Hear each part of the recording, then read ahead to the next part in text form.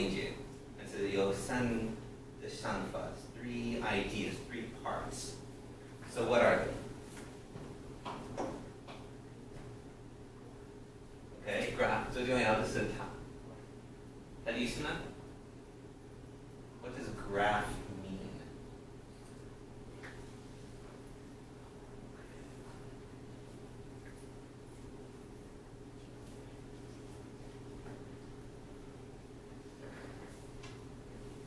All right. Also, what language is it from?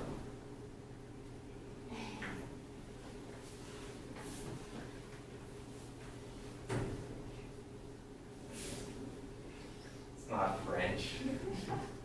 French stole it from somewhere else, right?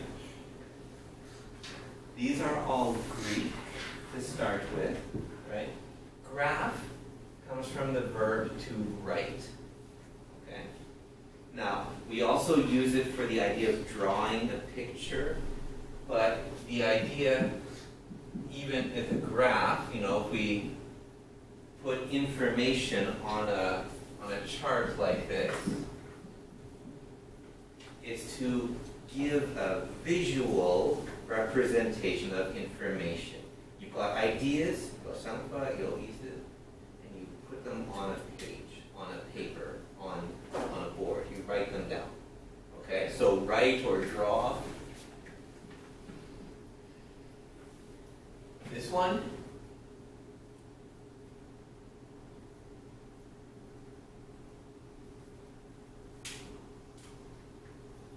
What is biology?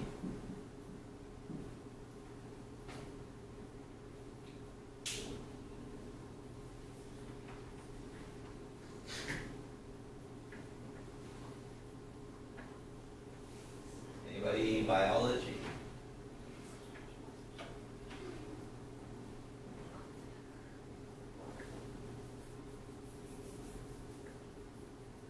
It's the study of living plants and animals, the study of life. Okay? Now again, one thing important about English, we have different languages. So, how do you say life in French? Right. We also have this root here, which means life in Latin. So you'll see this in a lot of places. For example, after a long, boring class, when students hear the bell, ding dong, then they come back to life. They revive. Okay? If there's a terrible disease, you hope to survive, right? So this VIV part gives us the same meaning, but you'll see it in different words because this one is Latin, that one is Greek. Okay? And then we have the German word as well, and so on. But for this one here, we also have this part. Auto just means it.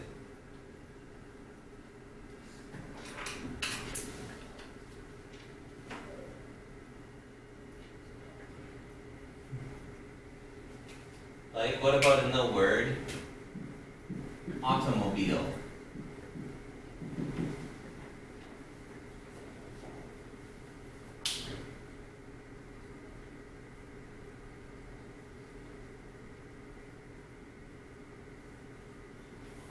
This means move by itself, right? So this is the word self. Okay. So when we talk about an autobiography, it's the story of your own life, right? We also have what we call a resume. Or if you're in England, we call it a CV, curriculum vitae, which just means the schedule of your life.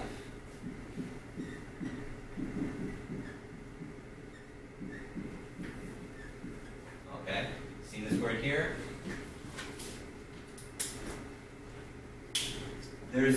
When you want to know how to write an autobiography, it's important to look at the different things that we write and understand how they're different. So, a resume is this idea. It's a list. It's a schedule. So, on a resume, we see things like, your name and your birth date sometimes, right? In some countries, they want to know your blood type, stuff like that. Contact information, phone number, right? Address. And then work history, right? And when we do it this way, we're not telling a story. What we're doing is we have the information and we think the most important thing that you want to read first is what we put at the top. So that's why with a resume, we start with the most recent. Right? The newest stuff goes at the top. And then the older stuff kind of down to the bottom. Right? So a resume is like that. It's not a story. It's just information. Okay? An autobiography then is going to be different. 不一样的，重要的是它是一个故事, right? It's a story. So when we tell this story, the story about your life, what's important? When you tell your autobiography, you can't tell the whole story, right? So you still have to decide what's important, but you need to think about who your reader is. Whenever you write something, this is important, right? Who is going to read it? If you write an email to your parents, you will use certain words. If you talk about class and you tell your parents about your English class, you might say, English class was great. I learned a lot. But when you write the same email to your friend, you'll say, I hate English class. It sucked. Right? Your parents don't want to hear that. Right? So, when you're writing an autobiography, always think about who you're writing it for. If it's for application for a school, if you want to go to another university or another program, then that tells you what to focus on, right? 重要的是你是什么学生? What kind of student are you? If you're applying for a job, well, they don't need to know that, when you sit in class, you always sit at the front like a good student. When you come to class, you always have pens in your pocket. They don't need to know that. They do want to know things like you come on time, you're never late.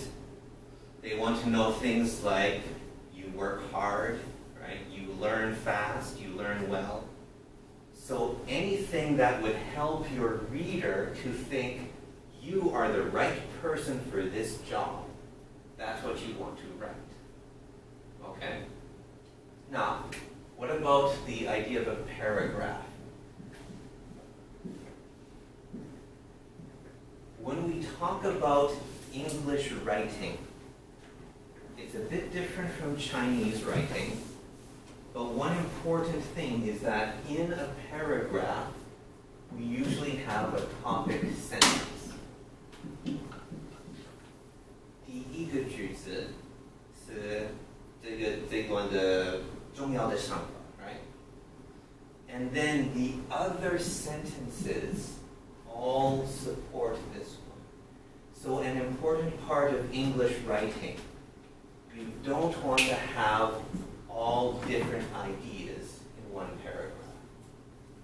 So if your first paragraph talks about who you are, then you don't want to put in, you went to school here and you want to have this job, And then in the next paragraph, you talk about your dog and why you studied English. You don't want to keep it organized. So, first paragraph,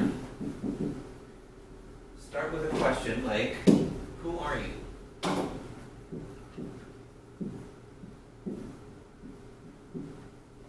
If your whole paragraph answers one question, then it goes together. Okay?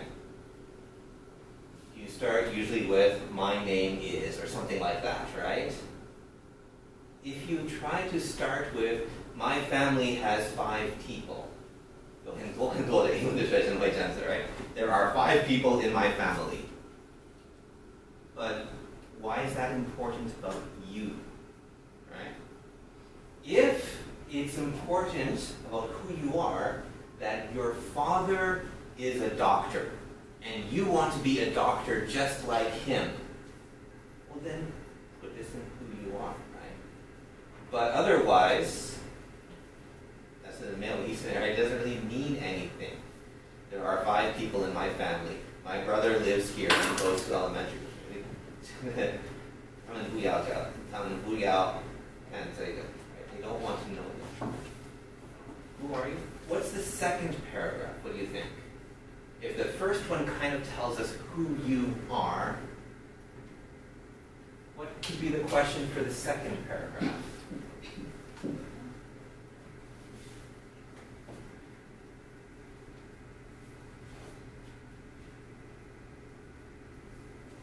If you're talking about you, your life, remember, we need to know who we're doing it for. Let's say you want to get a job, right? So you have a resume, and then you also have an autobiography. What will you put in there?